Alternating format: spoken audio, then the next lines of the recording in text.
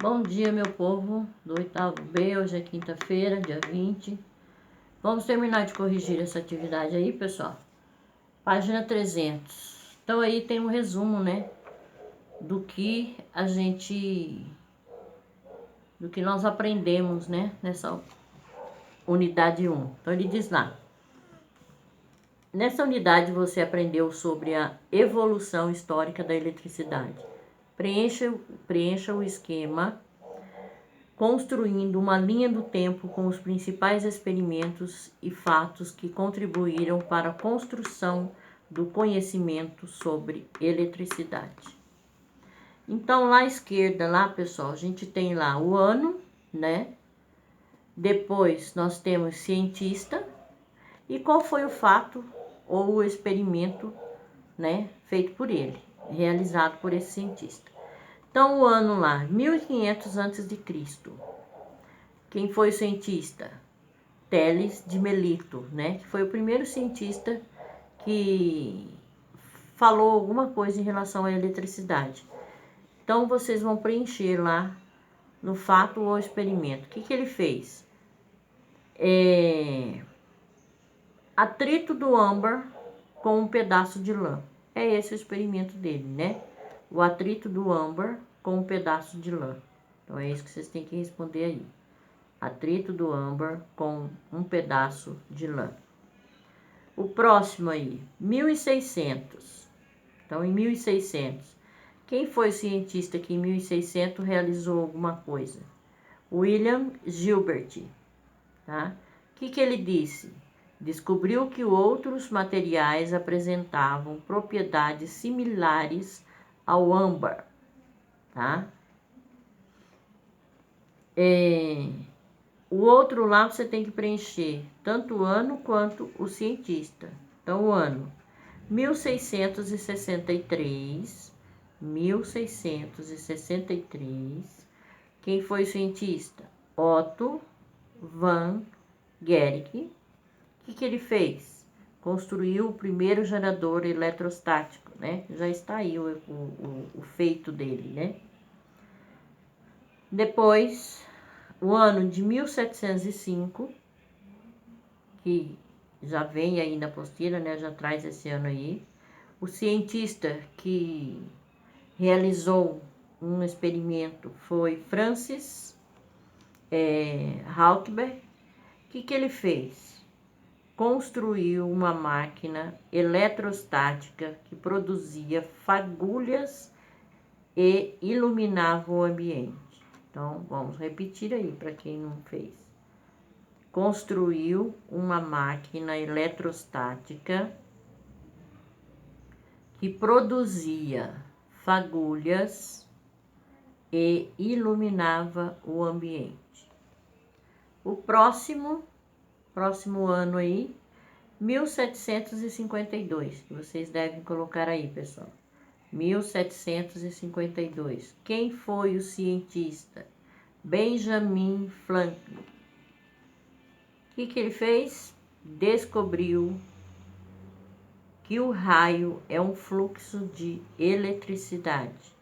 Então, Benjamin Franklin, ele descobriu que o raio é um fluxo de eletricidade. Tá. Último ano aí, pessoal. 1879. 1879. O cientista foi Thomas Edison. O que Thomas Edison descobriu? Construção, né? Ele elaborou lá, então construiu, fez o experimento onde ele disse que a construção das primeiras lâmpadas incandescentes, tá? Então, Thomas Edison foi o cientista que construiu, né, as primeiras lâmpadas incandescentes, tá? E aí, encerrando, ele diz lá, tem aí para a gente completar a frase. Nesta unidade foram discutidos conceitos de eletrização e a possível atração ou repulsão dos materiais. Nos corpos eletrizados, há mais carga de um tipo do que de outro. Quando as cargas dos materiais são iguais, ocorre repulsão. Quando as cargas são diferentes, ocorre atração. Então, vou repetir aí os espaços que vocês devem preencher. Primeiro, eletrização, depois, cargas, depois, repulsão e, por último, atração. Tá? Então, pessoal, dessa forma nós encerramos, né, essa unidade 1. Foram feitas todas as atividades, foi corrigido.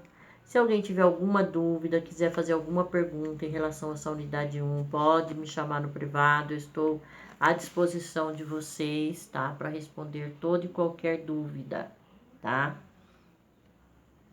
Lembrando que essa unidade 1 aí, como eu disse, ela é mais a história da eletricidade, né? Eu não vou ficar pedindo para vocês me explicarem história da eletricidade, tá? Então, não se preocupem muito em relação à história da eletricidade. É claro que tem alguns nomes aí que vocês precisam saber, né? São nomes importantes na ciência, quer dizer, todos são importantes, mas alguns aqui que os experimentos dele nos favorecem até hoje, né? Então, são essas coisas assim que eu vou pedir para vocês, mas não vou pedir ano, nada disso, tá? Mas isso é para a gente ver depois, lá antes de prova. Então, nós vamos começar agora, pessoal, a unidade 2. Eu havia dito para vocês, lá no comecinho do ano, que na unidade, no caderno 3 e 4 do 8º ano, nós iríamos começar a falar sobre química, né? Vocês já perceberam que a primeira unidade falou sobre física, tá? Porque eletricidade tem tudo a ver com a disciplina de física.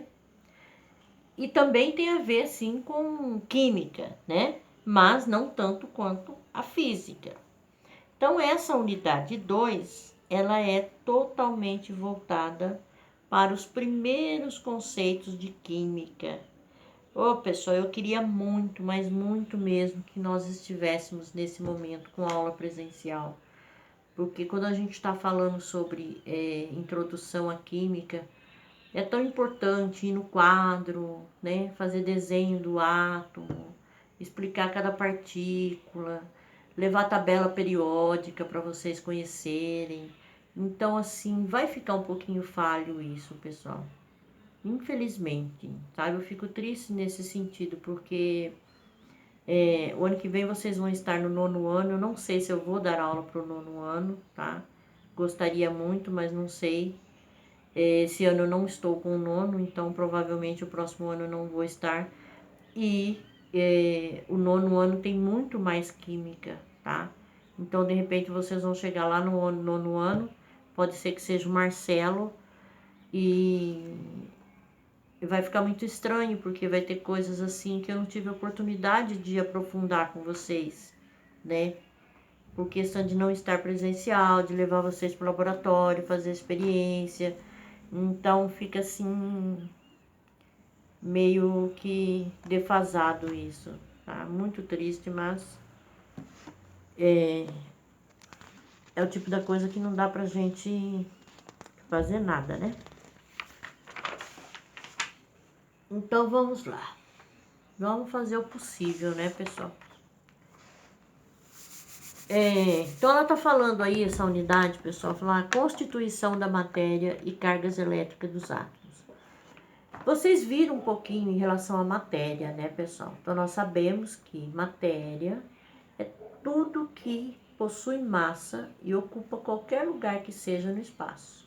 Então, nós somos matéria? Claro que somos. Tudo que existe no universo é matéria, tá? Por quê? Tudo que existe no universo, ele possui massa e ocupa lugar no espaço. Ah, os gases também? Os gases também.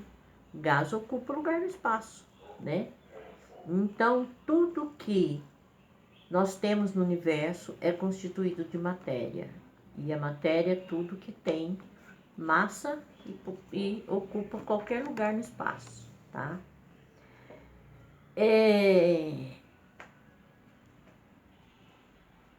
Esse conceito de matéria, pessoal, isso daí é uma coisa assim que desde lá da antiguidade o homem ele procura descobrir, né? É uma pergunta que o homem não teve até agora uma resposta definitiva, tá? A humanidade não teve. Os cientistas explicam, tá? Mas não teve assim uma resposta que possa dizer assim, não, é isso. Por quê? Porque isso envolve muito a questão religiosa, tá? Envolve muito a questão religiosa. Então, quando a gente fala da criação do universo, nós já vimos isso, né? As teorias da criação do universo, né? Big Bang. Então, fica uma coisa assim que tem pessoas que acreditam, tem pessoas que não acreditam. Fica assim algo meio no ar, né? Mas tem como, eu acredito que tem como a gente associar a ciência e a religião, tá? Eu acredito muito nisso, entendeu?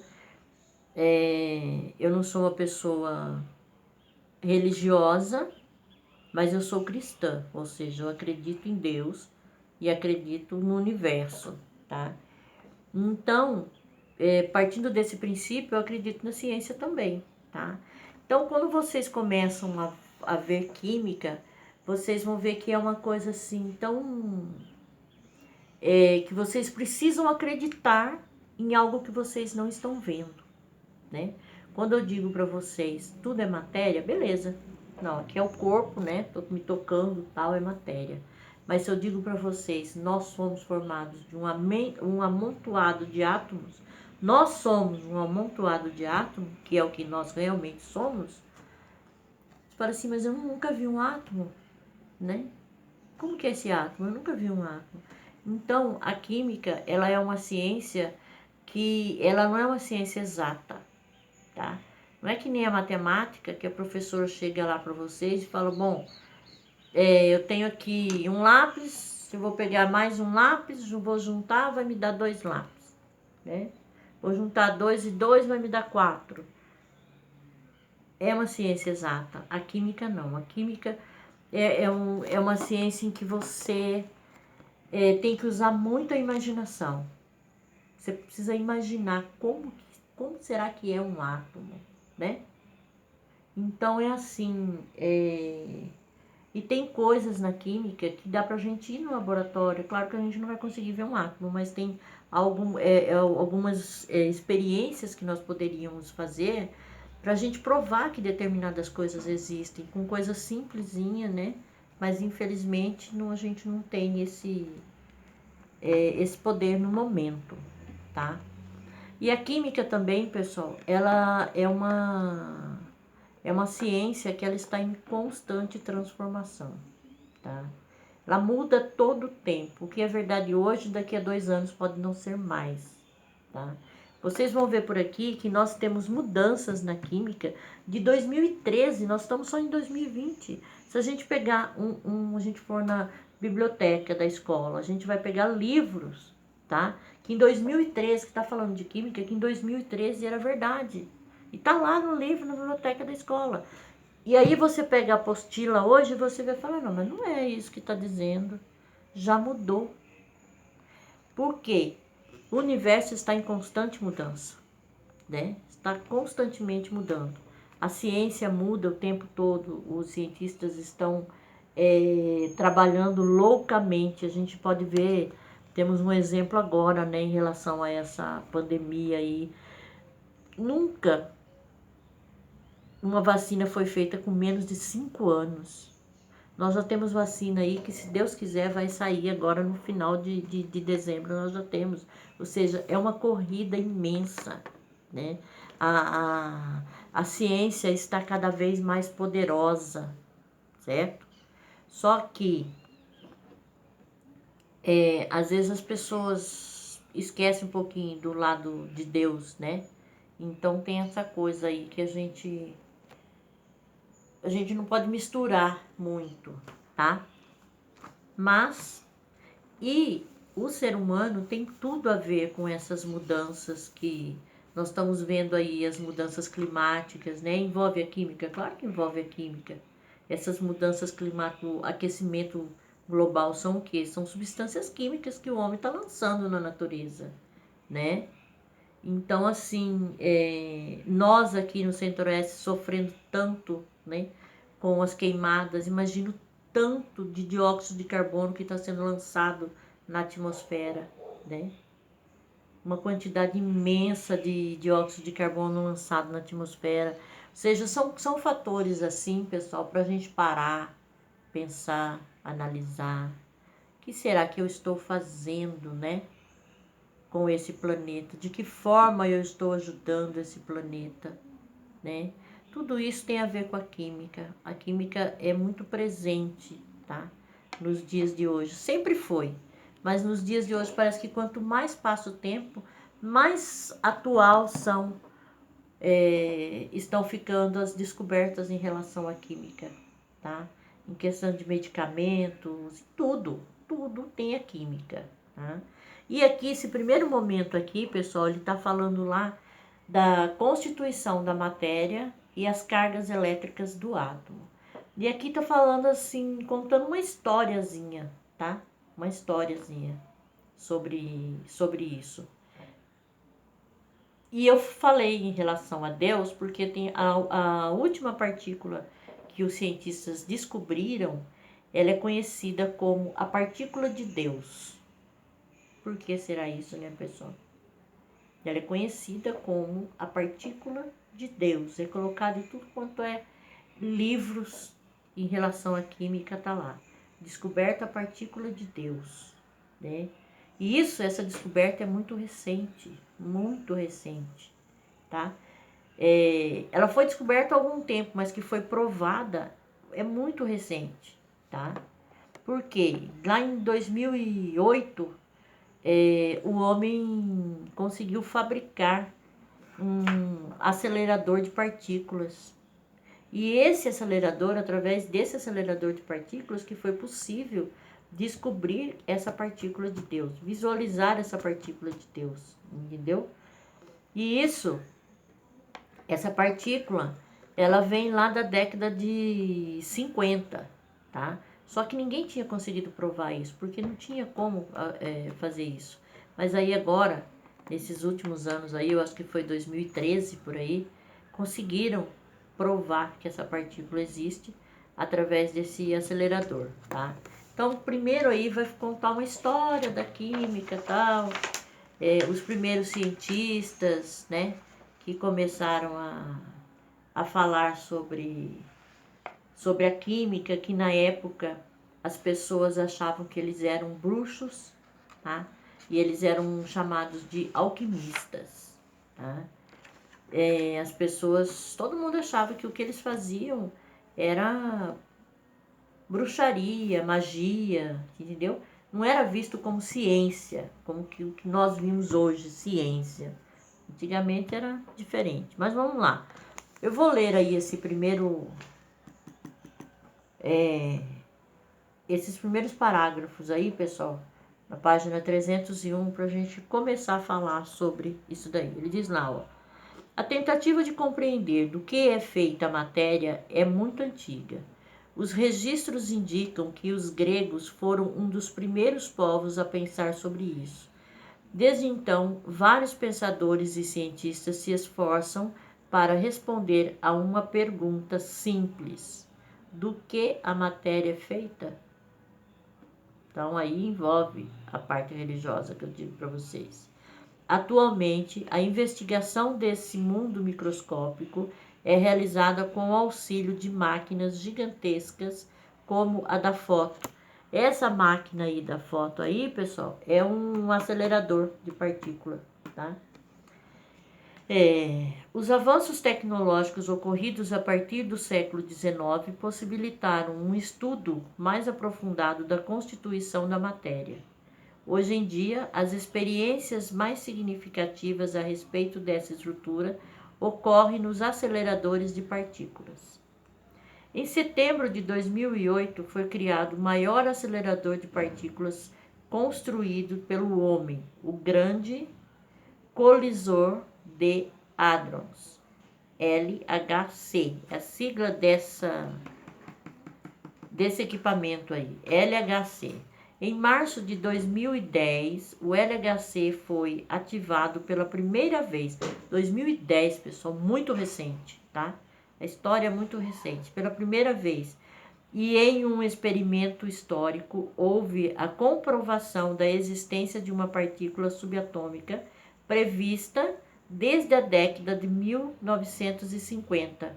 Então lá, ó, que eu falei para vocês, mais ou menos, né? Eu falei mais ou menos, mas foi na década de 50 realmente, que partícula prevista desde 1950, o bóson de Higgs, que ficou conhecido como a partícula de Deus e hoje poderia ser considerado a menor subpartícula atômica de que se tem conhecimento. Ou seja, essa partícula, chamada partícula de Deus, pessoal, é uma partícula onde os cientistas dizem, tá, que ela é menor do que um próton, do que um elétron, do que um nêutron, tá? Ou seja, ela é menor ainda, tá? Vamos ver lá, continuando, página 302. O bóson de Higgs consiste em uma partícula elementar cuja necessidade de existência foi prevista em 1964 pelo físico e professor inglês Peter Higgs. Esse bóson tem a propriedade de agregar outras partículas fundamentais que compõem a matéria, por isso é o principal responsável pelo fato de a matéria apresentar massa. Sua primeira detecção ocorreu em 14 de março de 2013. Primeira detecção. 14 de março de 2013, pessoal. Muito, muito, muito recente. Nós estamos em 2020, certo? Então, muito recente. E desde então, vários experimentos diferentes reforçam a sua existência. Então, pessoal, de 2013 para cá, que está constando essa partícula em apostilas, em livros, tá? Antes de 2013, você não encontra nada, tá? Quer dizer, antes de 2013, não. 2013 que foi descoberto. Acho que lá para 2015, que livros publicados em 2015, por aí, que a gente começa a ver o surgimento dessa partícula. Então é muito recente, tá? Muito recente mesmo, tá? E aí, pessoal, tem a história do átomo. Então, a história do átomo, eu disse para vocês que nós temos o átomo, o modelo atômico atual é o modelo de Rutherford Bohr. Eu acho que eu fiz isso, o desenho desse átomo no quadro para vocês, um pouquinho antes da gente suspender as aulas. Eu acho que eu fiz isso. Tá. O modelo atômico atual, ele é chamado modelo de Rutherford Bohr. Rutherford Bohr são dois cientistas. Rutherford é um cientista e Bohr é outro. Tá? Até chegar nesse modelo, que é o modelo atual, que é o modelo aceito pelos cientistas, pela comunidade científica, passaram vários cientistas, como Thomson, Dalton, tá? Passaram nessa história, fazem parte dessa história do átomo, tá? Então, nós vamos ver aí um pouquinho da história do átomo, como que isso começou lá, como que... Vamos lá. História do átomo. Descobrir a composição da matéria foi uma tarefa presente na humanidade por muito tempo. Os principais esforços nessa direção datam de 500 a.C., com os filósofos gregos Leopício e Demócrito, que viveram na cidade de Abdera, região da Macedônia Oriental, na Grécia. E tem até um mapa aí, onde está orientando aí, onde é que está lá. Tem a Grécia e a cidade lá, tá? De acordo com Leucipo e Demócrito, se pegássemos um material, uma pedra, por exemplo, e a dividíssemos sucessivamente, chegaríamos a uma parte em que não seria mais possível dividi-la. Dessa forma, teríamos encontrado a unidade da matéria. Demócrito e Leucipo chamaram essa unidade de átomo. Aí ele diz lá, átomo, A é igual a não e tomo, divisão. Portanto, o átomo ficaria igual a não divisível. Então, o que ele quer dizer com isso? Ele colocou lá uma pedra como exemplo, então ele disse lá que se a gente pegar uma pedra e começar a dividir essa pedra, vai chegar uma hora que a gente não vai conseguir dividir ela mais, ela vai estar tão pequena que a gente não consegue mais dividir. E ele relacionou isso com a constituição da matéria, ou seja, a matéria seria, o que ele estava dizendo lá, em 500 a.C. A matéria seria formada por essas partículas minúsculas que não seria mais capaz de ser dividida, não seria mais possível dividir.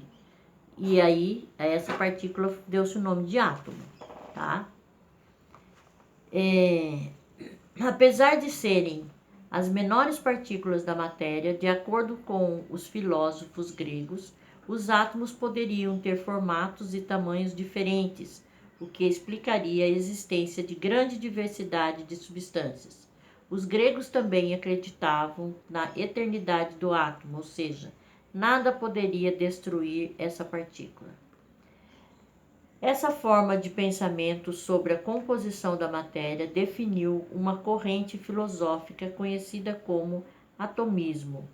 Além de Demócrito e Leucipo, outro filósofo grego que contribuiu para a formulação dessa corrente de pensamento foi Epicuro de Samos. Tá? Então, pessoal, determinou-se aí, né, lá em 500 a.C., esses dois filósofos determinaram que a matéria que a partícula que constituía a matéria era uma partícula muito pequena, indivisível, ou seja, não seria possível dividir. Então, o átomo, ele deu o nome de átomo e definiu como sendo átomo é a menor partícula existente no universo e é indivisível. Isso foi dito lá. Hoje em dia nós sabemos que não é nada disso. Hoje em dia nós podemos dividir o átomo, né?